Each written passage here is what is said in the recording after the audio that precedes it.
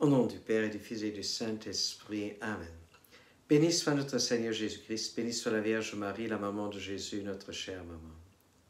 Pendant les cours de théologie, un cours m'a marqué le plus, c'était en dogmatique, et la question était soulevée, pourquoi Jésus a dû devenir homme humain? Pourquoi il a dû prendre chair et sang comme nous et partager ainsi notre condition humaine? Voilà une très très bonne question. Alors la lettre aux Hébreux répond: puisque les enfants des hommes ont en commun le sang et la chair, Jésus a partagé lui aussi pareille condition. Il voulait être pareil à nous en toutes choses, hélas, sauf le péché. Ainsi, par sa mort, il a pu réduire à l'impuissance celui qui possédait le pouvoir de la mort, c'est-à-dire le diable. Voilà la toute première chose que Jésus a fait. Le premier auquel il s'est attaqué, c'était le diable.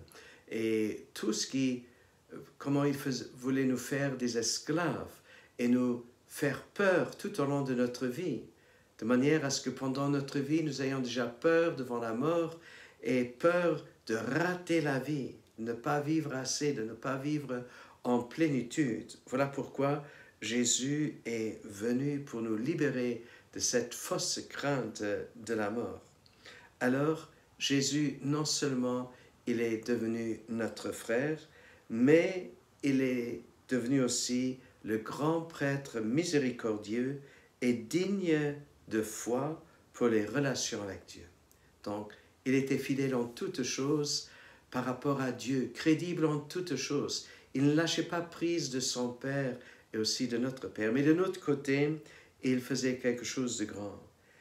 Et il est venu pour enlever, pour expier les péchés de son peuple, donc nos péchés. Chers frères et sœurs, voilà la source de notre joie. Voilà la source de notre paix, tout en sachant que Jésus a tout fait et fait tout pour nous et pour nous ramener au cœur du Père.